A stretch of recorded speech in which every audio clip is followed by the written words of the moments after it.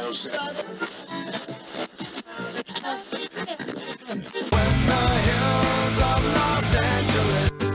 Angeles, I'm and most Hollywood nights. She comes to California, oh, California. What you say about Los Angeles? LA got the people saying,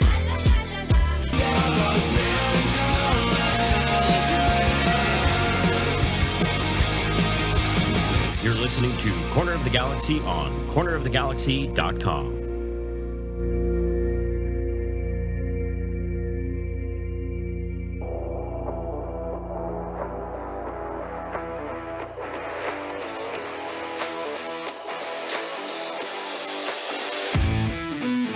It's time for another episode of Corner of the Galaxy from the Box, the show that gets you behind the scenes of the LA Galaxy and into the minds of soccer reporters and MLS experts. Your hosts for the day are Corner of the Galaxy's Josh Guesman and LA Times soccer reporter Kevin Baxter. Let's start the show. Hello, everybody, and welcome to Corner of the Galaxy from the Box on cornerofthegalaxy.com. I'm your host, Josh Guesman, coming to you on a Monday, September 19th. LA Galaxy coming off of a 4-1 stomping of the Colorado Rapids. Have they peaked too soon? That's a mountain joke, just in case you missed that. Just wanted to start off with a good one. Galaxy get four goals. We're going to talk about the goal scorers, talk about what it means, maybe what it doesn't mean, but obviously everything now focused on what possibly the playoffs could mean and what that could do for the LA Galaxy coming up here very, very soon. So glad to have everybody here. Glad you're joining us and to help us on this wonderful day. He's back in the saddle again, which I think is a Western of song of some sort. It's Mr. Kevin Baxter. Kev, how's it going? Hey, I like that intro. For those of you who are wisely listening and not viewing because you don't want to look at me, I agree with you. But those of you who are watching saw a countdown, 10, 9, 8, 7, sort of like a NASA launch, and then the word showtime comes up. Very cool. But by the way, yes, it's the time for the show. So it's showtime, not showtime, one word, like you have it. That is like the Lakers. It should be showtime, 2 words. No, it's definitely one word. And the reason I know is because I downloaded that exactly that way and didn't touch it. So it's definitely showtime, exactly as the way I had it. Just one word. And by the way, we kind of pull the drapes back a little bit on this show. You were telling me you are my podcasting sensei. Yes. And you were telling me only two emotions are allowed. Only two emotions are allowed in podcasting. Yes. Tell everybody what the two emotions are. They are excited and mad. No, excited like and angry. Excited and angry. Mad is just like, to me, mad is too simplistic. It's angry. You have to have a reason. But not tired like you are, or kind of like I am. I'm tired, but I will be excited. You want me to come on here and say, I can't believe how pissed off I am about my excitement. Yes, that's okay. pretty much it. That's pretty much it. Right. I'm glad we got that out of the way early. I'll try to do that. I wanted to say that before we even started this show, we had a $5 super chat. That's how awesome. Wow. So shout out to Gary, whose super chat doesn't show up anymore. And so I said, thanks, Gary. And it's the first message on here. And everybody's like, who's Gary? So Gary gave us a $5 super chat. We appreciate that, Gary. We're going to Sizzler. We're going to Sizzler. That's a good idea. Surprised, Kevin. How this is, that's actually a pretty good podcast emotion. Anything with a lot of, wow. energy behind it. Whoa, amazing. Surprised. The Galaxy had a lot of energy, and I kept asking you when we were going to find out what happened to the Galaxy and who these people wearing their uniforms were. Yeah. We haven't seen that team. That's a whole new team. They're body doubles or something.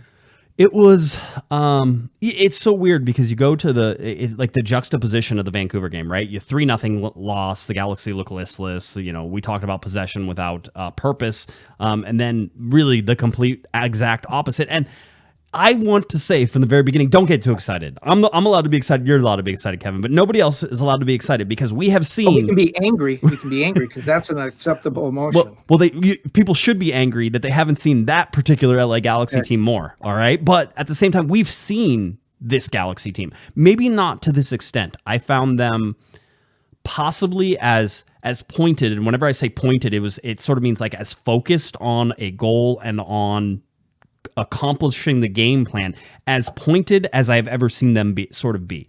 They were decisive with the ball. They knew what they wanted to do. And as much as, and people have been getting on Greg Vanney a whole bunch about the possession and not necessarily, winning games. if it wasn't for the red card to Douglas Costa, the Galaxy would have dominated that game by a lot. The possession would have been at least over 60% for the Galaxy. Because of the red card to Douglas Costa in the second half, that dropped a little bit with Colorado getting more of the ball.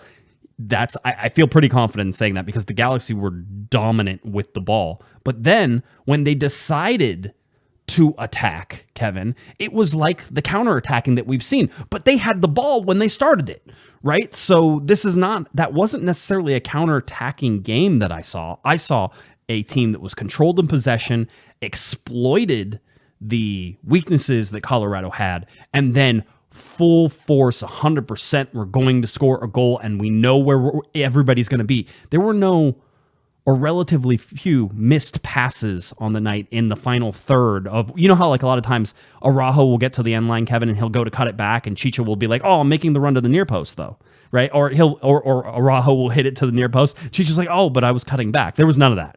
Everybody knew where everybody was. It was impressive. A couple of things. I would not have been surprised to see this kind of game and this result against San Jose, a team that's completely out of it and really has little to play for. I think San Jose could play a good game this weekend. I mean, it's the California Classico. You know, they may get up for it. But my point was, when I saw how badly the Galaxy were dominating this game, I was surprised that it came against Colorado because Colorado still had a lot to play for. They're still in this thing. They needed that result.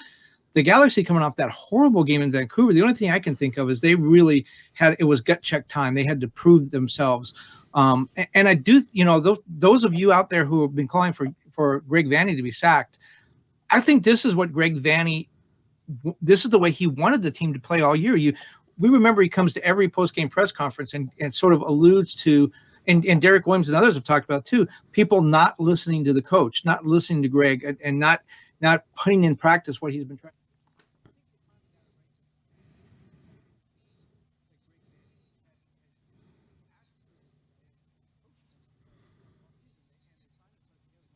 But the two linchpins to this game, right? The 2 goals and then the 3 assists from Riqui Puig. It was Brugman and Puig, the 2 guys who are new to the team. That really, you know, I know Chicharito had a good goal and a lot of Costa had a good game until the red card, but it was really Brugman and Riqui Puig that I think made the difference in this. Riqui Puig, you spell his name. You just have to say it differently. Yeah, I spent too much time around Yasiel. Yeah, it's hard for me. I understand. It's all difficult. No, I mean, for me, I just thought it was, you know, the lineup, the decisive sort of 4-3-3. There was no question about anything in this, Kevin. It was a 4-3-3. It wasn't like, oh, well, maybe this person's going to play here, or maybe this person's going to play here. And the answer to that was no, it's a 4-3-3. You knew exactly sort of how it lined up. You saw Grandsir on the left-hand side. You saw Chicharito in the center. You saw Douglas Costa on the right-hand side. Those were 3 forwards playing in a forward position. And then the midfield with Puig and Brugman and Delgado, you knew those were the 3 midfielders. And with Edwards and Martin Cáceres and Koulibaly and Julian Araujo, you know, you knew where everybody's position was. The interesting thing was, Greg talked about afterwards, was certainly how involved Edwards and Araujo got. And Vanney even said specifically that he said, we gave Julian the green light. We wanted him to know that he could go forward, he could attack, and that we would cover him defensively. And we wanted him to feel confident in that. And it's hard to say. We've watched a lot of games from Julian Araujo. We've watched him play very well. But in recent memory, a 200% improvement from what Julian Araujo usually is, you know, on a day-to-day basis. Whether this is a one-off, we'll see.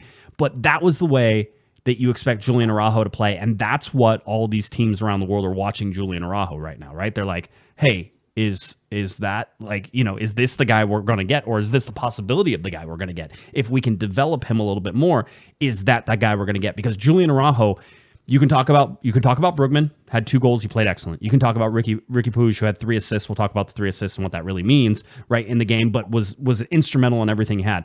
For me, one of the best players on the field was Julian Araujo, and he's not going to get the credit that he probably deserves just because there's a whole bunch of other people who are probably in line in front of him, right? But I thought Araujo played one of maybe his best game this season, and maybe it's his best game in the last couple seasons. Well, and you mentioned he had the ability to push forward. When we've seen that in the past, there always seems to be a breakdown somewhere. Either the person that's supposed to cover for him doesn't, or Julian pushes forward too far. There's always a problem with the player playing in front of him. Even going back to Alessandrini when he was here, the right winger coming up always had problems with Alessandrini not tracking back. The interplay between Araujo and Costa, I think, was great. They seemed to sort of know where each other was. They worked well together. No one got caught too far up. No one got caught too far back. And as you were mentioning before we came on, it was those two who actually set up that really sweet Chicharito goal. Yeah, and it felt different, and it felt like, but again, we felt different about this team a couple times, Kevin. We've seen them play teams like LAFC or Austin, where the 4-1 game against Austin, you have to go back and say, wow, look at this team, look how good they're playing, look at amazing how they're flying around. So we have seen a version of this team, but on the night, at least, and listen, let's be very clear. Colorado looked like a doorstop out there. They were traffic cones. There was not a lot they were able to do on the entire night, and the only reason they got one goal was because of Douglas Costa's red card in the 61st. Overall, yeah, they had some half chances and some things like that, but really there wasn't that much for them, and they didn't play that well, right? I mean, Greg talked about how good of a team they are. And normally they are, at least they compete through that midfield. There was no competition through the midfield. And whether we can say definitively that was because Delgado and Brugman and Puig were so outstanding that you're like, oh, well, they just tore apart Colorado, or whether it was because Colorado was playing like traffic cones, which certainly seemed to be the case for a lot of the night too. Colorado's been so good the last couple of years under Robin Fraser, and so I'm a little surprised that Robin Fraser did not have them ready to play in this game, but I don't know how much it's his fault and maybe management's fault. I mean, this team is not as a shadow of the team that did so well last season. I mean, They lost, Calif Costa, they lost another midfielder to Europe. It's just not the same team. And you're right, they look like traffic cones, and poor Yarborough in goal, it was like a duck in a shooting gallery. Yeah, except let's be very, very clear. And I talked about being pointed in terms of like being focused on what the game plan was and getting shots in good spots. And Greg Vanney talks about finishing plays.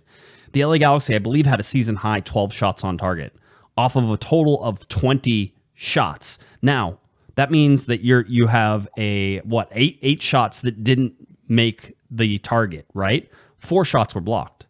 So really, when you think about it, only 4 shots off target all night. Does that sound like an LA Galaxy team? We haven't seen that LA Galaxy team. Usually they're launching them into row Z back behind the goal. That was not this game. And so people need to wear football helmets if they sit behind the goal. They're going to start putting up one of those nets. They're going to have to put up the nets like an MLB pretty soon. That's usually the way they do it. But that's also, and then I want to point this out because that's one thing, right? So the accuracy, the good shots, taking good chances, and completing them and converting them.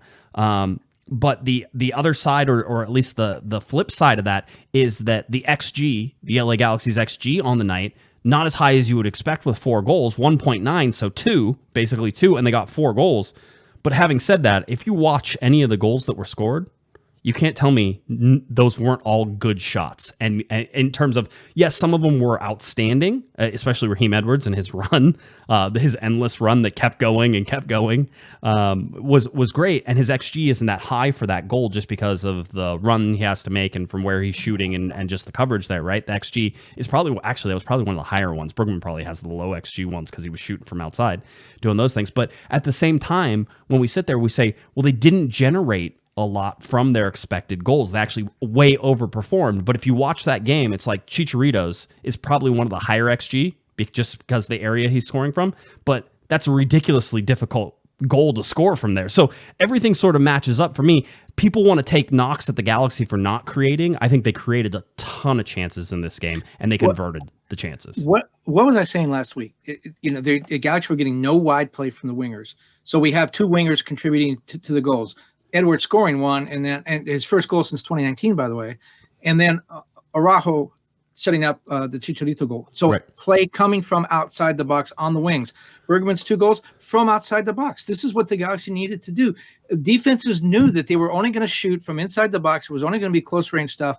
They rarely shot from outside. Nothing ever happened. Nothing came into the box from the wings.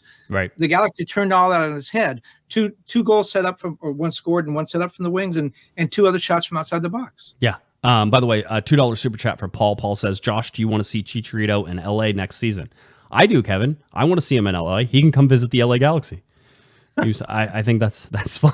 I don't know. I'm very confused. We're going to talk about it because I want to segue from your assists. We're going to talk about assists and the goals. So hold on one second. I want to get to the other one. $2 or a $2 super chat from in living color abroad says Galaxy are counterattacking a team. Yes, that's where they. Let's put it this way.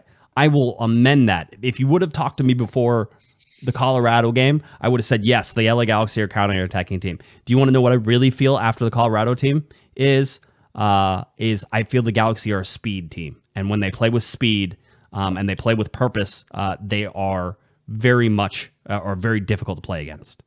Well, and that's the definition of a counterattacking team, just like a fast breaking team. You say, but our basketball team is very fast. Well, it's going to fast break it at some point. They would have had, again, if there wasn't for a red card, the Galaxy would have had 65% possession in that game throughout the entire game, and they would have won the game 4-0. That you can't tell me that's a counterattacking team when you have that much possession. Yes, they took their chances quickly, but again, some of that came from within possession. I mean, listen, Raheem Edwards, that's a solo goal, all right? I don't know that you can call it a counterattack or anything else. It was a ball that came back from Martin. He played it sort of in front of Raheem. Raheem told us this after the game. Raheem goes, he played it out in front of me, so I knew I had to take it forward. And then he goes, and I just kept running. And he goes, I don't know, I think I got lost in there a couple times. And then I went over. And then the best part, Raheem explaining it to us was, he goes, and then I'm like, these guys don't think I'm really going to shoot with my right foot, right? I guess I'll try. And so he brings it over to his right foot, and he cuts them. He chops them. And he's like, wow, they did think I was going to shoot with my right foot, and bring it back over to his left foot where he hits a curler up and over Yarborough over into the side netting. So, I mean, that's an individual goal. That isn't even a counterattacking goal. Yes, it's quick on a movement, but that's an individual goal in terms of there was very many Colorado players who were set and in position to be able to stop that, and they didn't. So that's great. But otherwise, it's quick movement for me, and that's not necessarily counterattacking, especially whenever it comes from where I think there's possession. And so I thought the Galaxy did a great job of using the possession to control the game and then exploiting and finding spaces to erupt this. And we can't not talk about the fact that Kevin Cabral doesn't start this game. We can't not talk about the fact that Victor Vasquez is on the bench as well. And we can't not talk about how Sam Grandsir in that more forward left wing position looked very, very comfortable all night. And his pass to Brugman is one of those beautiful little passes that we've seen very rarely from the LA Galaxy, but an outside of the foot, right-footed pass that cuts between two defenders into a back line with Brugman starting a run from sort of deep into central midfield and comes all the way through the line. I mean, Greg Vanney would have talked for 2 hours about that goal just because it's everything that he loves to see.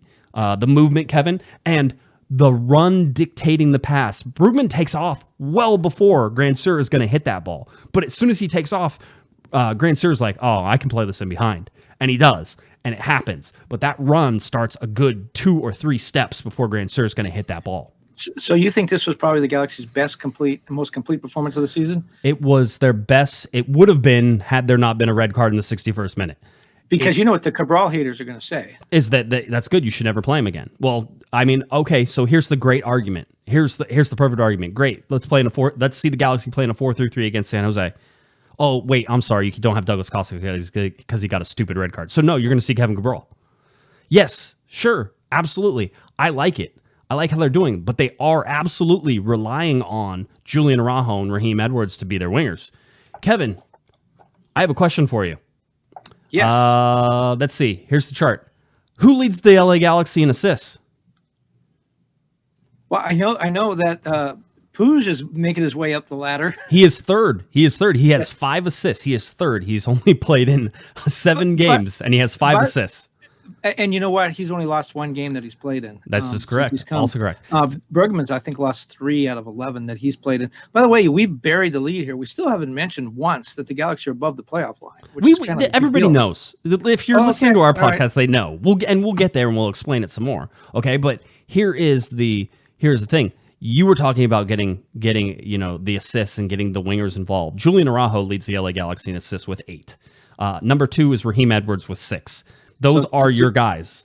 Yeah. So in this particular case, giving them to go the freedom to go forward, and certainly with I would say a more limited attack from the Colorado side, But hasn't Edwards kind of been MIA for a while? Yes. I mean, he got out to such a great start and then just kind of went away for a while. Yeah, I mean, I don't know when the last time. Let's see. When I'm trying to. It doesn't say. I thought I was looking at the match report where you can go in and see the individuals, but I don't remember the last time he got an assist. But he had like 6 assists through the first 10 games or something like that, and it's sort of gone off of that. Well, who leads the? This is we were talking about Chicharito though, and we were talking about goals and sort of would you want Chicharito to come back? Here's the thing. Chicharito is now sitting at 15 goals. He had 17 goals last season. He's sitting at 15 goals with 3 games left. He could very easily tie that again. And if you want to look at a really interesting chart, so it goes Chicharito 15, Joveljic 10, and then Alvarez 3, Costa 3, Grandsir 3, Raveloson 3, Brugman 2. Oh wait, that was both 2 in this last game. 2, and then Mark Delgado 2. Riqui Puig has 2 goals already as well. That's right, he has goals, not just assists. Kevin, he has 5 assists and 2 goals in 7 games played. He's played 569 minutes. 64 minutes. Yeah, well, and so Mark Delgado has 2. Let's see, Vasquez has 2, right? So you sort of see it's 15 and 10 with Joveljic and Chicharito. Those are pretty good numbers for what Chicharito is doing. Now, is it one of those things where you sit there and say, well, he played a lot more games this year, you would expect that he gets more goals? Yeah, I mean, I think there's some of that. Who's the leader in minutes? That's a trick question because the answer is Jonathan Bond because he's played the most minutes, obviously, right? Yeah, but you can't count that. Yeah, the outfield player who has played the most minutes. The outfield player, Kevin, who has played the most minutes. Wow. Chicharito? He is third. I want to say Cabral, but that's probably wrong. That's wrong as well because he gets subbed out all the time. It's Julian Araujo. Julian Araujo has the most minutes for an outfield player, 2472. Chicharito has the 3rd most minutes. Now, raise your hand if you thought Chicharito would be limited to around 2,000 minutes this year. Oh, it was me. I thought that for sure. I thought he would be limited to around 2,000. He's at 2360, 2362. He has played a tremendous amount of minutes this year. I think it's from August 1st or maybe the middle of August. I think only Mukhtar has more goals in MLS than Chicharito does. Who does? Oh, yeah, between the time? Yeah. Yeah. I mean, it's not like the last 8 games. Yeah, it's probably not wrong, but I mean, this was the one thing that I can say about Chicharito and certainly scoring the goal is that I think there was that little pizzazz back. I think the whole Panenka and then missed penalty kick after it and all these other things. I think that sort of has been erased a little bit from his mind, which is good because if the LA Galaxy want to play well, then they're going to need Chicharito to keep scoring goals. And you mentioned the 2,300 minutes that he's played. He also played, I think, 2 of the 3 U.S. Open Cup games, played deep in those, and he played in the Chivas friendly. So his real minutes are up around 27 probably. It very well could be. Yeah, I mean, it doesn't count all competition, so it just counts sort of in game. I just thought that was interesting. Looking at where the LA Galaxy are getting their assists from, it is coming from the quote-unquote wings, but the Galaxy don't have wingers who can really score, so the guys who are really doing the dirty work is the Julian Araujo and the Raheem Edwards. Now, whenever you have a team that is more offensively potent and it requires more defensive sort of stay back, right? So Julian Araujo can't go up and attack all the time, or, Raheem Edwards can't go up and attack, or Chase Gasper can't go up and attack all the time. You have to sit back. Then that limits the LA Galaxy's offensive production, right? And so, because you're seeing where the assists are coming from, even if it's 14 assists in there from those 2 guys, and whether or not Edwards has had an assist, this side of July, right? It's one of those things that you can sort of sit there and say they need to be involved, but that just means that the LA Galaxy really do need wingers that are involved. That's why I like this lineup, because I thought Costa was in the perfect position for him, which was he was sort of an in-between. He could go to the line if he wanted to and sort of play that wide spot, but he started wide. I think I complained about this on the last Thursday show, maybe even Monday show. I like runs that start from the outside and work their way in, right? Because I think that the angles that you run and the different things, by the way, a Brugman angle, that was an inside-out run a little bit that he curled into a side. So again, I don't like straight line runs. I like things that are angles or curved or peaked in that. So for me, Douglas Costa was put in the perfect position in this game, which was the in-between. I can go down the line. I can cut inside. And when I cut inside, who's on the outside? Julian Araujo. And so, just the ability to sort of get him involved. And this is no lie for me. Zero lie for me. I thought Douglas Costa was having his best game for the LA Galaxy by far. And we said this the last time he got a red card, which was he was having a great game and then he did something stupid and got a red card. This is this is the thing, and I tweeted about it too, Kevin. It's like, here you have the perfect LA Galaxy performance. They're out there after a 3-0 loss. They go out, they put themselves with results around the league because RSL lost, because Seattle lost, right? And then the LA Galaxy have a chance to win because they put themselves in a position. Now they're going to be up above that line, right? So you're winning 4-0. You're in this game, Kevin. This is where you expect that you're on cruise control now. You get to think about the San Jose game, which is, how am I going to rotate? Everybody keep your cool. Everything goes on. There's a foul on a Galaxy player. Douglas Costa comes over to, I guess, defend somebody's honor in a 4-0. You don't have to defend anybody's honor in a 4-0 game. You just point at the scoreboard and say 4-0, and you let the other team take the yellow cards, and you let the other team get frustrated. Usually in a 4-0 game, it's not the guys who are up 4-0 who get the red card. It's usually the guys who are down 4-0 who get a red card. But here's Douglas Costa. He comes in, and he gets a red card. Now, this guarantees the LA Galaxy will not play the same formation that they just demolished somebody with. And Greg Vanney, I think he said it after this game. It may have been no, he said it after this game. Because I asked him what it meant to be above the playoff line, Kevin. And he goes, I think our guys hang on results too much, right? Like, oh, hey, we played really well. Look how, we're awesome. Ooh, really good. And we're like, oh, we lost. Oh, we suck. We're the worst team in the world. They're too emotional. And he's talked about this many times. And so the fact and what is, are the emotions you want? Excitement and anger. And that's them. It's the LA Galaxy make a really good podcast, if you think about it. They're either, we're the best team in the world, look how exciting we are, or, oh my God, we suck and we're horrible. That's the LA Galaxy. And so if you want an LA Galaxy team to go on a run, if you want them to be good in the postseason, right? And we get to dream a little bit right now. You get to dream about postseason, right? Some by the way, Kevin said, this is the hope that kills you, right? They give you that hope at the end of the season. They're like, this could be it. Somebody in our Discord too, I don't remember who, but they said, if this team just sucked all the time, it would be a lot easier to take. But every once in a while, they throw in one of these games, and you're like, that's the team. That's the team I want to see. So now they have to replicate that performance. They have to do it on a crappy field at Stanford Stadium. It's not a very friendly soccer place to play.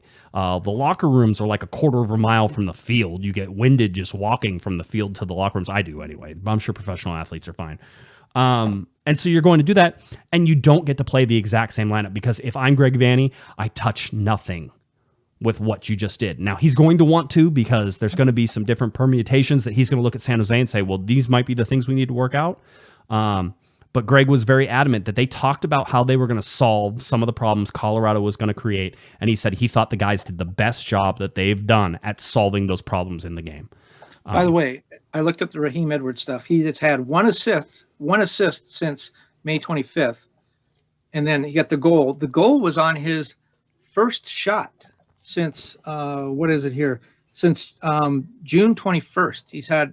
That was his first shot since June 21st, and it went in. The other, this is the game with San Jose is the famous game in hand that we've been talking about forever, which gives the Galaxy, we'll talk about standings at some point, but gives the Galaxy a huge advantage against Real Salt Lake, Vancouver. Seattle's with them at 31 games, but the teams that are around them, it gives the Galaxy a big advantage. So this is that famous game in hand we've been talking about. It's in the middle of the international break, which in years past might have hurt the Galaxy. They might have lost some players that they really needed. None of the first team players are off on international duty. So, or the key first team players anyways, the ones that would get significant minutes. So it's like the best of both worlds for the Galaxy. You play during the international break. So there's not a fixture crush. It's that game in hand where Greg talked about. There's no point in having a game in hand if you don't win it. Right. And the Galaxy are going to go into that game with the exception of Costa being out, with all their first team players here. You look at other teams. I think LAFC lost, like 7 or 9 starters. Yeah. Galaxy are going to have their whole team. I think Seattle has like 6 or 7 that they're going to, and they have to play this off in this break too. Right, although some guys may be coming back early. There's some teams like RSL who have to play in Leagues Cup right now. I mean, if I'm RSL, the last thing I want to do whenever I have had 3 wins since in their last 16 games, is that what we figured out? 3 wins in their last 16? Yeah, 3 wins in the 15. Yeah, 3 of 15. 3 wins in the last 15. You want us to talk about, and I think we did a pretty good job setting it up, is that the Western Conference was going to be a bit of a dumpster fire. There were going to be teams that moved up, and there were going to be teams that moved down. RSL has been one of those that has been in reverse. for quite a long time now. And so they have some guys who are out for the season that they're not going to get back. They don't have a very good offense right now. And so they're going to struggle to stay above the line.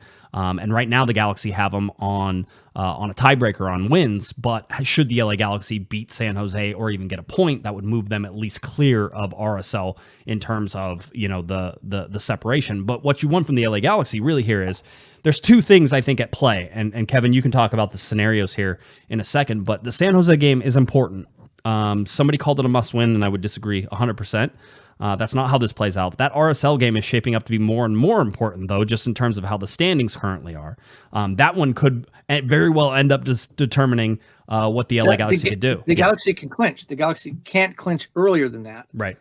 The RSL game would be their first chance to clinch because they're playing RSL. If they beat them or even draw them, depending on what else happens, they could clinch. Yeah, and so I mean, you could. That means that you go to. Well, first of all, you should point out that RSL game is Fan Appreciation Day, so already the tables are stacked against the LA Galaxy in that terms of that. What would the fans really appreciate, Josh? A win and going to the playoffs, right? Yeah, that's what they would like. That would be the best gift any fan appreciation night ever.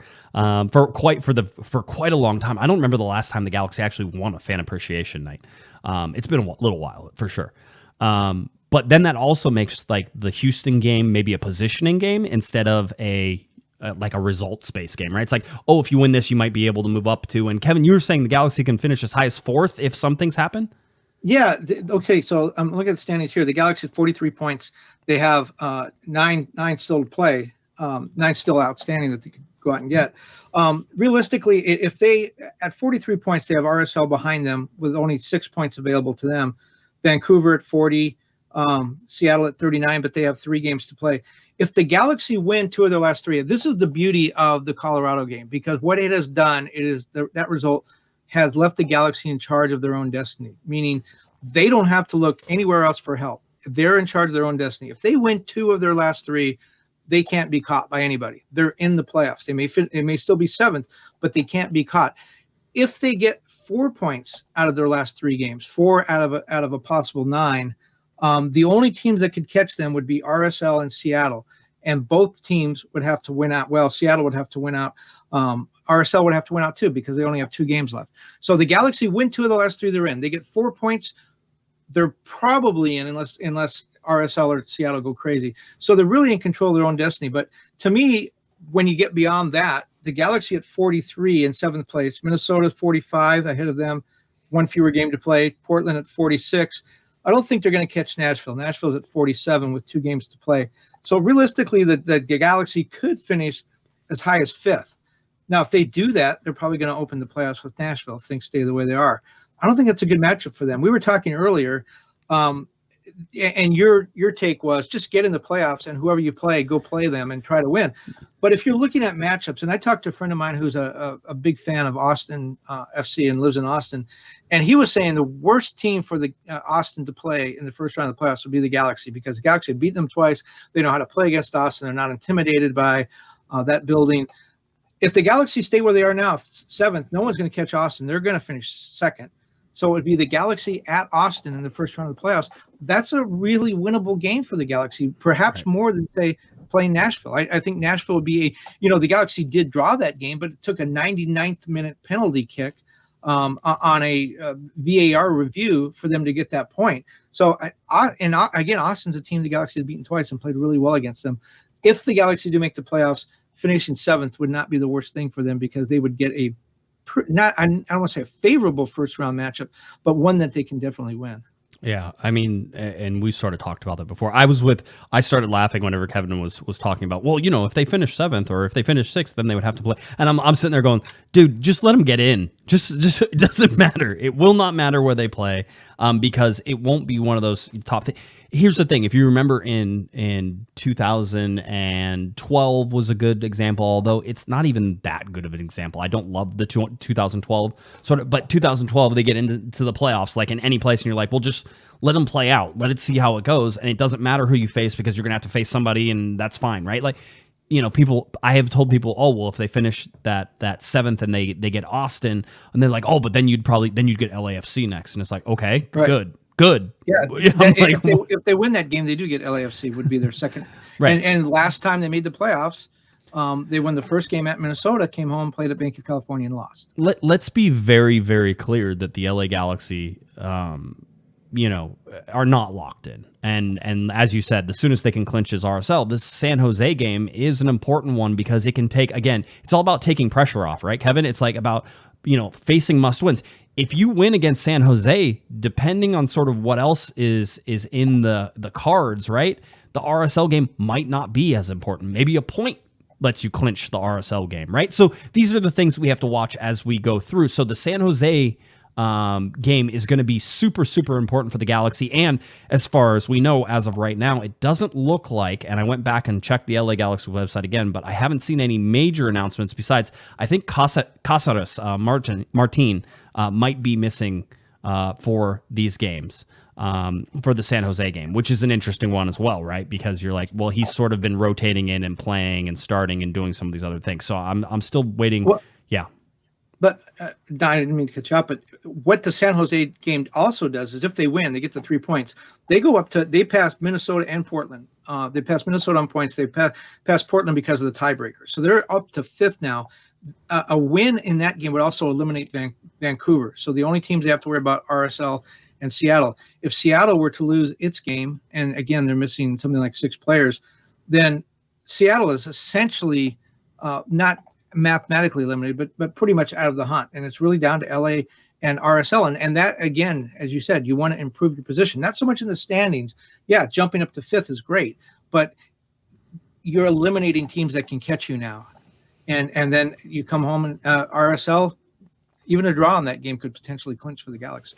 Very well could. Very well could. If we look at the points, it has been, I have to say, Kevin, it's been rather impressive, actually, the run the Galaxy have put in since we started tracking this little points to the playoffs tracker. Galaxy have only lost 3 games out of their 1, 2, 3, 4, 5, 6, 7, 8, 9, 10, 11 games that they played so far. And in that time, with the 4 wins and the 12 points that you get from that, and the additional 4 points, so the 16 points the Galaxy picked up, it's a significant amount of points that the Galaxy have been sort of stringing along here together. Now just 3 games remaining: San Jose, RSL, and Houston. All of these games could be very important. You're hoping that eventually, if the Galaxy win against San Jose, that the RSL game becomes less important for them. And then if you win the game against RSL, that the Houston game becomes not important at all. Maybe just a seeding thing. So there's a lot of ways for the LA Galaxy. I think right now their options have opened up in terms of, as you said, Kevin, having sort of everything in front of them to play for, and they have it within their hands. If the Galaxy win out, Kevin, they are in the playoffs. It's guaranteed. That's 100%, yeah. Right? Because nobody can catch them. They're already out where they're supposed to be. They just need just 2 of their last 3. And one of the things Greg told me a couple of times is that the playoffs, in his mind, the playoff starts with 10 games to go, which, again, you mentioned that hot streak. That's just about when they started to take off. Right. So Greg said the playoffs start with 10 games to go because, and you can look at all the examples of teams you just talked about. Real Salt Lake really coming back to the pack. They were so good at the beginning of the season. People were talking about them as a potential, MLS Cup finalist. They might not even make the playoffs now. And Greg's point is, you don't want to just get to the playoffs. Yes, that's the ultimate goal, but you want to get to the playoffs with some momentum. Right. And the teams that play well all season, a lot of times get to the playoffs exhausted. They've sort of played themselves out. The Galaxy are getting hot at the right time. Why are they getting hot? Well, not a number of different reasons, but certainly Puig. Just say Riqui Puig. Yes. Yeah, Riqui Puig and Brugman, and now Douglas Costa apparently has appeared to find a game, maybe. Yeah, but when are you going to see him again? By the way, there's a real expectation you will not see Douglas Costa at least until Houston, and maybe not for the regular season. So 2 or 3 games could be coming from that. We expect the disco to come out with some additional sanctions. Yeah, I would think so. So you can't just hit somebody in the face. People are going to say you didn't hit him in the face. He straight armed the guy in the face. You can't do that. Everybody knows you can't do it. And so if you've seen sort of the history around the league, an additional game is almost guaranteed. And if they don't, hey, that's great. And he could be back for RSL, and then the Galaxy can play a 4-3-3 against RSL. Looking forward to it, all those things. But for me, that's the thing. I'm sorry, you were talking about Riqui and well, I'm just saying, they got Puig, they got Brugman, everything is going well. If you say this was the best game the Galaxy have played all season, this is the time that you want them to be playing their best game. But you could also argue Vancouver was their worst, so you had the best and the worst sort of in a week of one another. But if this is the Galaxy's best game, this is when you want them playing it. This is when you want them to discover that 4-3-3 works. This is when you want them to discover that, hey, wingers playing the ball into the box works really well. You don't want them to do that in the fourth game and then forget about it. You want them to do it now as they're heading hopefully into the playoffs. I hear that. I hear this a lot from fans and Pottermus. I'm not picking on you, but in our chat room, Pottermus says, still bugs me that after all this time we are excited about just making the playoffs rather than being there already. You can also not make the playoffs. That's a very good possibility as well. And so when you don't make the playoffs, I guarantee you don't win MLS Cup. There's zero chance of that happening. You can't win MLS Cup if you don't make the playoffs. And so, listen, do I think that the LA Galaxy are going to somehow make a run through the playoffs? I think they have actually a fairly good chance at beating some teams in the playoffs if they make it. To what I guess kind of what his question was, our statement is, remember a couple of weeks ago, we saw the Klein out, Jovan out, banners, everyone very unhappy with management.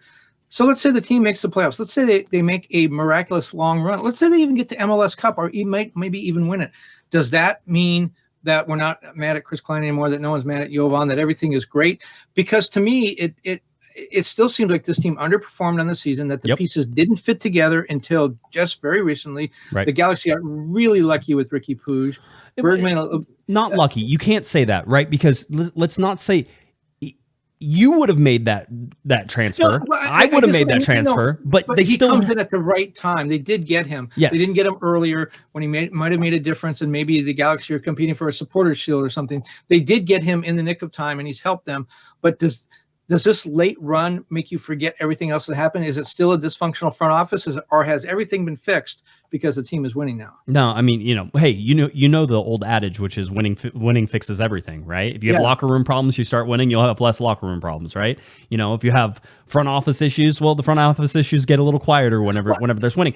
Your example about the dressing room is perfect, because if you have a feuding dressing room like the old Oakland A's, people goes, oh yeah, that's what makes them so great on the field. They're fiery and they have their opinions, and then when you have a locker room where everyone sings Kumbaya and they don't win, and they're too soft, but yet then you have a team that wins and they get along, and you go, it's a chemistry. The results dictate everything. They really do. Patrick says, by the way, gives us a $10 super chat and says, this show continues to be excellent. I don't know what show he's talking about, but we appreciate it, and gets better as our team starts clicking. I don't know. I always thought we thrived in the pandemonium. Panda. That was good. I like thank that. You. In the pandemonium, because that's one of the two emotions that we're allowed to. That's right. There's only two. It's one of those things. I mean, you have to say that not everything is solved with winning, and you shouldn't say that. And quite honestly, if you've been a fan of the LA Galaxy since 2017, really maybe even 2016. But for sure 2017, then you don't, let's say you became an LA Galaxy fan in 2017. You don't know any better, right? You've never seen this LA Galaxy team win an MLS Cup. You've heard about it. People tell you really cool stories. You hear the stories of the old days with Juninho and Marcelo Sarvas and David Beckham and Landon Donovan and Robbie Keane. And all of that gets you excited for the fact that maybe that someday can come back in some sort of fashion for the LA Galaxy. But if you came in 2017, you have no idea that the LA Galaxy were supposed to be a world-beating best team in Major League Soccer. So getting to the playoffs now, I mean, go ahead. No, they have a losing record since 2017. It's the worst stretch in franchise history. It's the longest they've gone without appearing in an MLS Cup. All these things are negative. The bar needs to be high, and even people who I think would rush to Chris Klein's defense as if he needed someone to do that, or Jovan. They have to admit that, look, the bar is higher for the Galaxy. They have more MLS championships than any team. They have more victories than any team. They've had the biggest stars.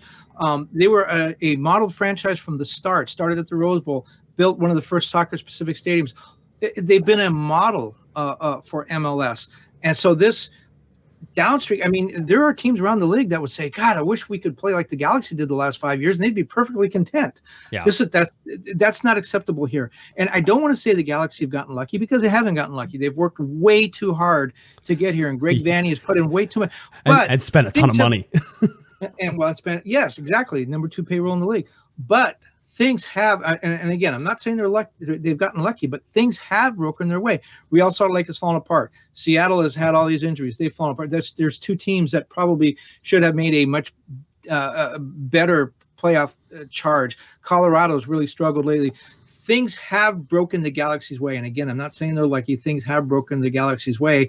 And, I just wonder if that covers up a little bit some of the more obvious shortcomings throughout the organization. Of course it does. It's like a new paint job on a car, right? There's still some dents under there, but you put some filler in it and you let it go. And it'll probably run fine for a little while. And that's sort of the whole thing is, how does this develop? And can we even say that the Galaxy have developed? I think that's I think that argument can be made a lot better right now, Kevin. Whenever you're trying to sit here and say, this LA Galaxy team is better than last year, right? I can look at the numbers and I can look at goals. By the way, the Galaxy with 51 goals now surpassed their total from 2021. If you want to get excited about that, with 3 games to go, the Galaxy are likely to add a couple more goals to that. Excitement is a acceptable emotion on this show. It is. If you want to get excited at the fact that the Galaxy are currently 7 goals under the goals they allowed last year with 3 games to go, then maybe there's a slight improvement in the defense. I think it's difficult to look at this team right now, at least for me, Kevin. It's difficult for me to look at this team and say, oh yeah, 100% this team is better by looking at the stats and by looking at certainly the results, right? Because realistically, the Galaxy are almost in the exact same position. Actually, Kevin, I can tell you that the LA Galaxy are actually 3 points behind where they were in 2021 through 31 games. So technically speaking, at this moment right now, the Galaxy, results-based, are 1 win worse than they were in 2021. So do we see that as taking a step backwards? Or have we seen what the Galaxy have done with Puig and with Brugman and with Delgado and sort of getting everybody settled and trying to find some things that work for them? Are they a better team? I think that's a hard question to answer right now. If they make the playoffs, Kevin, are they a better team than they were last year, even if the points end up the same? Well, I think it kind of backs my argument that, again, not lucky, but things have broken their way. Things have broken. Last year it didn't. Remember, we had the goal in stoppage time on a questionable call. Right. That's what kept the Galaxy out of the playoffs. That's right now, knock on wood, right now that's not happening to the Galaxy. It's going the other way. Things that shouldn't happen are happening, and it's to the Galaxy's benefit. And I should absolutely point out that in 2019, the LA Galaxy went to the playoffs, right? I don't want to skip over that like it didn't happen. It did happen. As a matter of fact, the Galaxy beat Minnesota in Minnesota, and then they got bounced by LAFC, right, in those playoffs. So that was something that happened in 2019 with Zlatan, right? And so that's, again, the Galaxy have had 1 playoff appearance since that, 2017 sort of departure of Bruce Arena in 2016, and then coming in with Cardinalfo in 2017. That's sort of been the line that we use to demark the old Galaxy from, quote unquote, the new Galaxy, right? Or maybe Galaxy 2.0 in there instead of Galaxy 3.0. But the 3.0 LA Galaxy have not been good. And so that's sort of one of those things. You have people here who don't know when the LA Galaxy were dominant. I will say this, I do, and to argue against myself a little bit, Kevin, I do feel like the LA Galaxy this year are a better team. Whether or not the stats and the results sort of prove it out, but when you put a team like Nashville into the mix as a Western Conference team, I knew it was going to be more difficult. And so, if Nashville isn't there, are the Galaxy a 6th place team instead of a 7th place team? And does that make people feel a little bit? I still think the Galaxy are one of the top 4 best teams in the Western Conference whenever they play well. I just never know when that's going to be.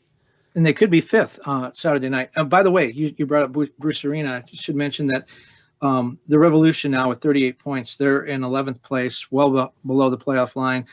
They have 38 points. They're 4 points out with 2 games to go. It's looking really difficult for them.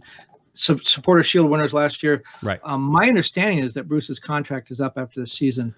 I kind of think this might be the end for Bruce. The Galaxy are going to hire him to be president? Is that what you're telling me? Is that what you're trying to hint? You didn't say that. Yeah, no, I didn't say that, but I never even considered it. But holy crap, what a great idea that would be. They should put him in the Hall of Fame.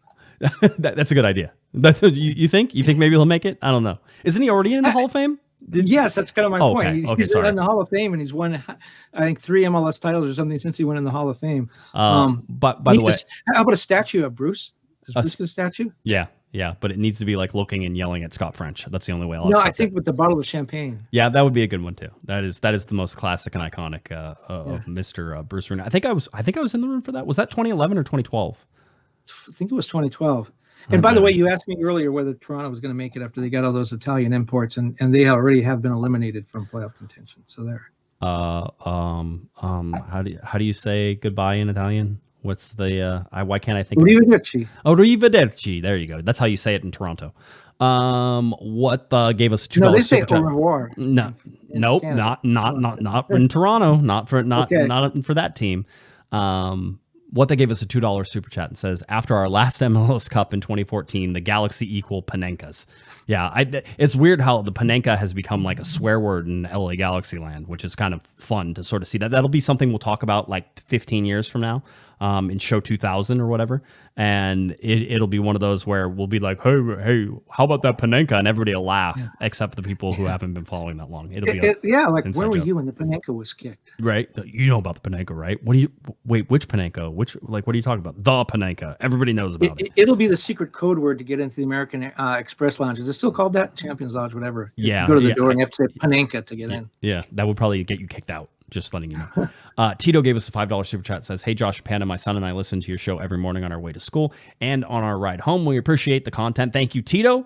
We appreciate you very much. And do your homework. And Tito Jr. Tito Jr. We appreciate you as well. I hope you guys are having a safe drive. Although Tito, you're in here listening to us now. Yeah, and so you're not study going to hard. listen You don't have to do a podcast when you grow up. Yeah, don't be a podcaster. That's a bad idea. I'm trying to think of what is sort of little things that, we're trying to figure out in this whole thing. I think the mix is really interesting. If you look at home points versus away points versus 2022 and 2021. So in 2021, the Galaxy had 19 away points, and right now they have 16. They have 2 away games. They have a chance to get and surpass that if they won both those games.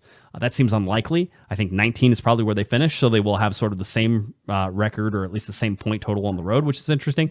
One thing I can guarantee is that the LA Galaxy cannot tie their home points from 2020, because there were 29 and the Galaxy have 27, so they're 2 points behind. So either with the one home game they have left, they will either finish with 27, they'll finish with 28, or they will get all the way up until the 30 points, so they could finish above that.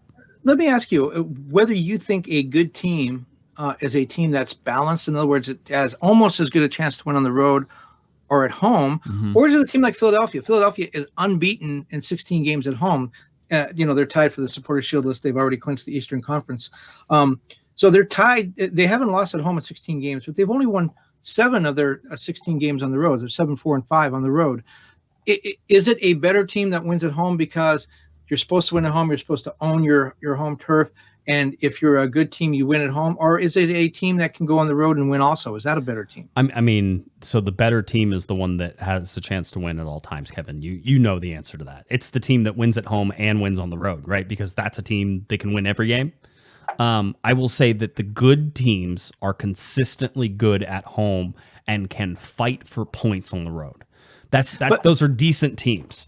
But, yeah, you want to win at home and draw on the road. That's always been the talk in World Cup qualifying. But, right. With Philadelphia and LAFC to a lesser degree, whichever one wins the Supporters' Shield, they're going to have LAFC's lost 1 game at home this year. They have 12 wins, which leads the league. That's, I guess, where the playoff thing is different in MLS and just about any league in the world, where you get that home field advantage. So you build your fortress at home and get that home field advantage, and then you can't be beaten in the playoffs. Whereas the Galaxy, a team that's going to have to fight its way through the field, right. Having that ability to win on the road, because they're going to have to win at least the first game, probably the first 2 on the road, depending on where they finish. Right. If you can't win on the road, if you're like a Philadelphia where you struggle to win on the road, you may never get back home again. So why have a fortress at home if you're never going to play there? I will say this, for every team that is excellent, right? For every team that is out there, and even for when the Galaxy were out there, I have one graphic from somewhere. It's probably from Thursday night. I don't have it up on here, but it's like the LA Galaxy's longest unbeaten streak is like 14 games. And I think it happened in 2014 or 2012. They won all their home games, and if they didn't win on the road, they would draw. Those are the best teams. But having said that, all of those really good teams, the dominant teams in Major League Soccer, they will lose games on the road more than they lose games at home. And even that again, it goes just to prove that not being in your own bed, not being at your own field, not being in front of your fans, all those things, going on the road is difficult in Major League Soccer. Some teams are built better for that. I would love to say that the LA Galaxy are built better for that. But looking at the stats that I just showed you, not necessarily the truth from last year. But you just made a really good point, where the better team is the one that has a chance to win on the road and wins at home as well. That's why I kind of like the two-leg playoffs better, because it went to that point. You know, it's not a Philadelphia where you get a fortress and you just sit back and play all your games at home and you're going to win all of them. You have to go on the road. And if you lose 5-0 that road game, in some ways, maybe the second leg doesn't really matter because you're already in a 5-0 hole. Right. You have to be a team that can win on the road and at home. And those two-leg playoffs tested that. This one-and-done thing, I understand why they do it, and I'm sure the players love it because the fixture crunch is less, and there's a lot of different reasons why they might like it. But I think to prove the better team, I think you're right. You want a team that can do both. And if you don't ever go on the road in the playoffs, do we really know how good you are? I mean, you earn the chance to not go on the road. I find a difficulty in arguing with you on any of this, because to me it seems obvious that the team that wins more on either wins is the better team. I mean, this is the prize you win to play at home, and Bruce Arena talked about that all the time. That's in his time here, he didn't fit, because there were those two-leg playoffs. He didn't think there was enough of a prize for finishing first. If you finish first or fifth, it was you're in the same pot. You go through the same path to get to MLS Cup final. That's no longer the case. If you finish first in either conference, you really have a huge advantage because you have all those games at home. I want to get to just a little bit more news before we get out of here. News? Yeah, well, just like, it's not real news. It's it's podcast soccer news. It better be exciting or angry then. I have a new employee at my office, and he said, "Oh, I listened to your podcast." He goes, "So do you guys just like?" Brown noser. Yeah, right. I know. He goes. So do you guys just like try to predict what's going to happen? I'm like, yeah, dude. It's sports radio. Like, there's not a lot of facts in a lot of the discussion points. It's just taking data, taking results, and trying to figure out what's going to happen next. He's like, well, do you keep track of how often you're right and wrong? I'm like, no, because I don't want to know how often I'm wrong. I guarantee it's not 50%. That it's under that, right? And especially with this Galaxy team, I have no idea. Here is something, though. The LA Galaxy did have 2 players up for goal of the week. You're going to be disappointed to know that Chicharito is absolutely going to win this, and he did not have the better goal than Raheem Edwards. And when I looked at it earlier today, it was 35.9% to Chicharito and about 25.9% to Raheem Edwards. However, I will say that if you add up the LA Galaxy's 2 points there and just give them both goal of the week, they're both currently leading the race for goal of the week. And that's national voting, not just Southern California voting. That's correct. Yeah. That is everything. Another thing, and I know we alluded to it, but Riqui Puig was the first LA Galaxy player to record 3 assists in an MLS match since Landon Donovan in September 2014. Kevin, you said, oh yeah, but they were hockey assists. And I go, yeah. And even giving all of that credit to everybody, saying, oh, it's the hockey assists. Now, somebody argued with me because I'm like, hey, Riqui has 3 assists. And they're like, no, he's just had 1 assist and 3 goal involvements. And I'm like, welcome to MLS. It's called an assist even when you make the pass that gets the pass that eventually gets to the goal. And Riqui has been very good at that. He gets the 3 assists. And even whenever you take it out to the hockey assists, it's still true that the last time any player got 3 assists in one game for the LA Galaxy was Landon Donovan. So again, lots of players, nobody's reached that mark. And Landon did that in 2014? Yeah. He wasn't even good enough to make the World Cup team that year. Don't bring up old. We got to ask Jonathan Klinsmann about that. We should. It's. I'm sure it's top of my list to ask. Riqui Puig and Gaston Brugman both made MLS Team of the Week. It was funny because Riqui is the only one who didn't score a goal that made Team of the Week. Just letting you know. Just wanted to point outside of the goalkeeper who never does. By the way, Mike says, love the show. If we can make the playoffs and bring in 2 to 3 new DPs next year, we can be a very good team. Kind of exciting if it happens. I've been talking about the whole, you absolutely could wipe the slate clean with 3 DPs because you have Chicharito on an expiring contract. You could buy out Douglas Costa and you could loan out Kevin Cabral. I could make that happen. That being said, I think if Douglas Costa continues to play the way that he's playing right now, at the end, there is going to be a movement, and I think from a front office that maybe doesn't want to spend the money anymore, Kevin, to keep him for another year, because now he's got it figured out. Now he's good to go. Now you're going to get 34 games from him. Now this is when everything clicks in, right? No, this payroll is not going down. Greg Vanney is the coach. It's going to stay above 20 million and probably going to grow. There's a chance of some new salary rules coming in, perhaps an additional DP, some other compensation things that are going to be happening. That has to do with the TV contract. That has to do with the World Cup. That has to do with the League's Cup tournament with Mexico, right, deepening the rosters.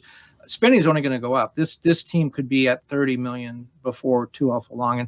And Greg Vanney's history is he spends a lot of money, and the Galaxy knew that when they brought him in. Quickly, I know we've talked about it. San Jose coming up on Saturday, 9:24. Galaxy look like in good position to play that game and to get some points out of that game. And then it is home to RSL, last home game on October 1st, 7:30 p.m. Fan Appreciation Day. Fan Appreciation Day. How much do they appreciate you, fans?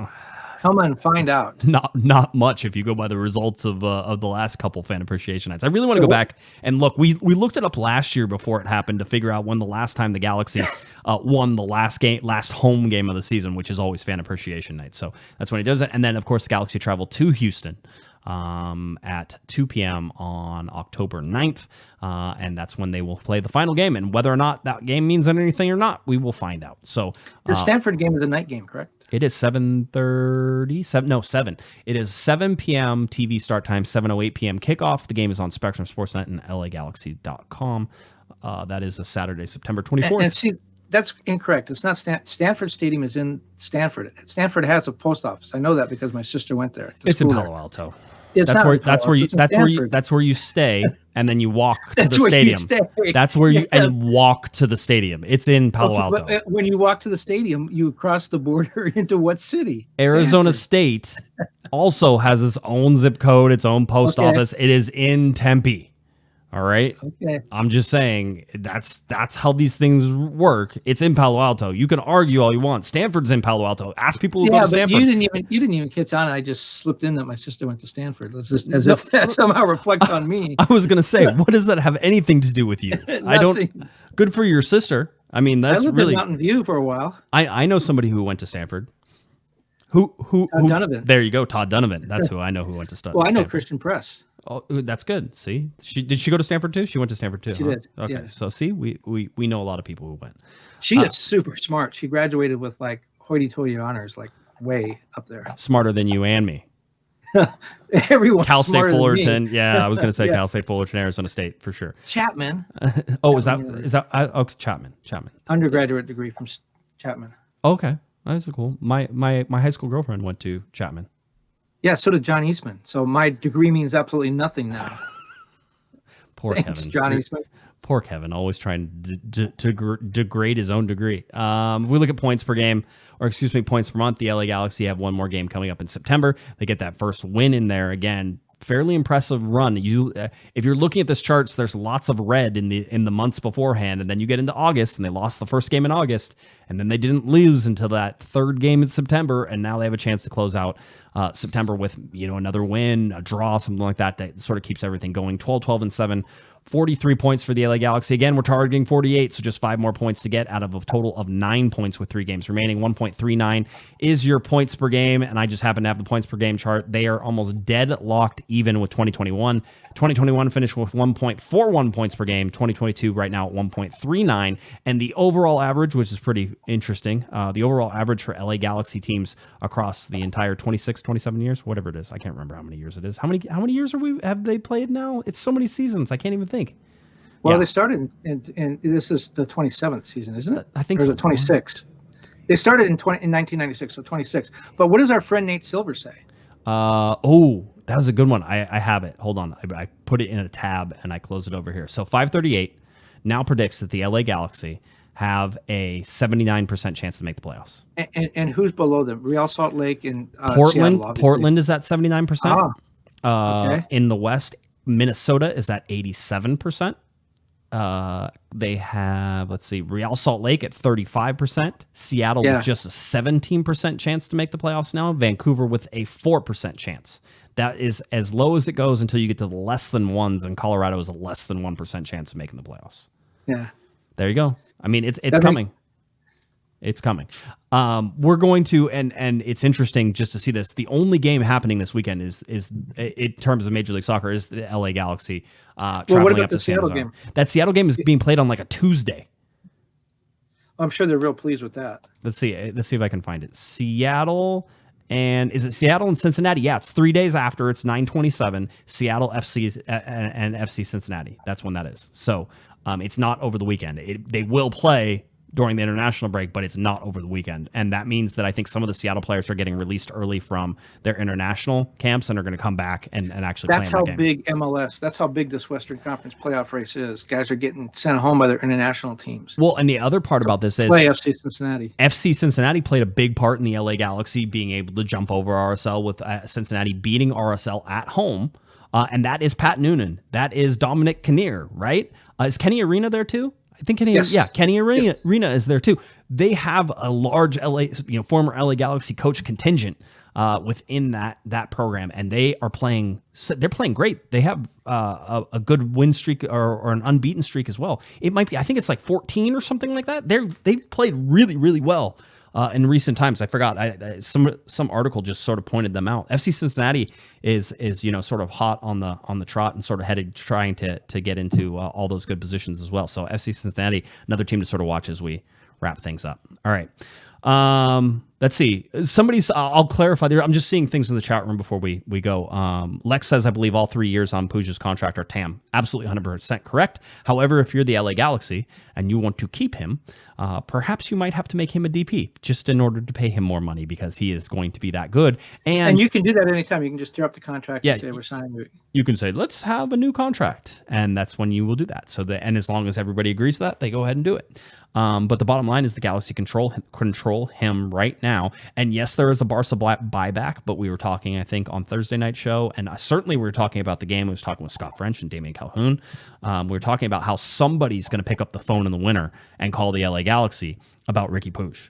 100% somebody's going to call the LA Galaxy and talk about Riqui Puig and how much money is on that, and how much money can the LA Galaxy turn down, because it could be a large number. And those people are going to be calling Riqui too. And you know what they're going to say? They're going to say, Riqui, don't lose this number. Riqui, don't lose this number. That's right. You don't want to call nobody else. That's right. You want to come to us for $30 million or whatever it's going to end up being. I mean, it could be a large number.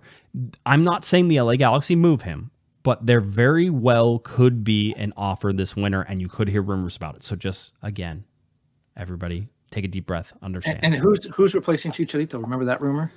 Luis Suarez. Yes. In the wintertime. That could also, I mean, maybe Riqui Puig wants to play with Luis Suarez. You can't say that he wouldn't want to play with Luis Suarez, right? Maybe part of it is to make sure you keep Riqui happy now that he's here and now that he's on a TAM contract. You can and he took a pay cut. Again, we've realized he's took a pay cut in order to come to LA Galaxy. One of the things I've heard is they need to get rid of Costa and Chicharito's contract's up, but Costa and Cabral, because they're signing 3 DPs. They're going to get Neymar, Ronaldo, and Messi. That's right. Winter. All 3 of them. That's right. That's how you're going to hear that rumor. The Galaxy are tied to everybody. It always is. It always is. All right. I think that about does it for tonight. We're going to have a show on Thursday night where we will once again get you ready for a Saturday game against San Jose. So we'll fire that one up. I think I'm trying to convince Sophie to work with me on Thursday night because the Hammer had his whole tow truck incident on the last one, so he has to go in the penalty box for a little while because his rental car died, and he had to do the podcast from the cab of the tow truck. So yeah. Oh, straight red. Yeah, he's in he's in the doghouse. Wait a minute. This is one of those things. Is a comeback a gritty point, or does he get grit points for doing it from the truck, or does he get the red card because he wound up in the truck in the first place? If we are being honest, the twist of the tow truck was excellent content. And we were laughing the whole time because I'm like, we never would have planned it, but I guess doing a podcast from a tow truck is probably a pretty good idea. Like, it's not horrible. It is good content. It worked well. We made it. I think the show flowed well. So he's not in trouble. I'm just kidding. It's just Sophie's turn. And which one of the 2 podcasting emotions did he display? Excitement. He was riding in a tow truck. They had the yellow lights on and everything. That'd be exciting, right? Come on. That's a good time. All right. I think that will sort of do it for us tonight. LA Galaxy get a 4-1 victory. Excellent performances by Gaston Brugman, Riqui Puig, Raheem Edwards with a crazy goal. Not necessarily a great performance, but a crazy goal. You got Chicharito with an excellent half pirouette back heel that was outstanding. And then the whole lead up to that Chicharito goal was Julian Araujo and Douglas Costa and everything else. So a lot of really good performances for the LA Galaxy on a night where they needed the win. They got the win. 4-1 is the final. Again, the only red mark or the only black mark. Red card. Yeah, the black mark or red card against the LA Galaxy is Douglas Costa. And I did... If you listen to my post-game, like whenever I'm driving down the freeway, I do a Twitter Spaces and talk about what I just heard from the press conference and my thoughts on the game. If you hear that, I had a much longer, sort of, you can't trust Douglas Costa to be the guy whenever he's not willing to sort of, understand the situation and what he's doing, because realistically, Douglas Costa being gone and him not being available for the formation to repeat everything, to try to keep everything the same that you just dismantled somebody with and keep that rolling towards the playoffs is gone because Douglas Costa decided to get a red card. And he decided to. He wasn't egged into getting a red card. He decided to get a red card. And to me, with all the people claiming that Chicharito is the most selfish player ever in the history of things because he seems to elicit strong emotions from people, I would sit there and look at Douglas Costa, and his reactions, even when he's playing well, have not been in the best interest of the LA Galaxy a lot of times. And I think this is the best case. So if you go back and look, there's a reason why he's played for 6 or 7 teams. A guy with that talent. He's so good, and like he hasn't shown that in this year, and he hasn't been that player. But whenever he was the player that he was so good with everything he did, and there was just he wasn't that level against Colorado, but he has the ability, I think, still to approach something that's 75% of that level. And if that's the case, 75% of that in Major League Soccer, with him working as hard as he did against Colorado, which I thought he worked his butt off, came back and played defense, tracked back, did all the things he was supposed to do. You would take that. You would take that as a designated player if you got that sort of performance out of him. He was a World Cup player for Brazil. Tough club to make. Yeah. So he will be suspended 100% for the San Jose game. We may not hear about the additional game suspension until after the San Jose game, because they love to do that. There's nothing going on. They have no games to look at for this week, but they will wait until after the San Jose game, the Disco, to give him additional games.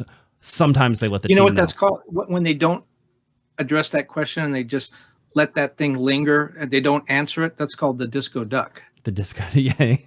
No, we need to end this that? show. This show needs to be over. When are we going on the train ride? I already did. No, I'm all train rided out for at least like a week and a half. 100%. Right. So, all right. I think we're good. You good? I'm good. All right. If you're looking for Disco Duck. No, absolutely not. If you're looking for Mr. Kevin Baxter on Twitter, it's at KBaxter11. Please head on over to latimes.com for all of Kevin's wonderful articles.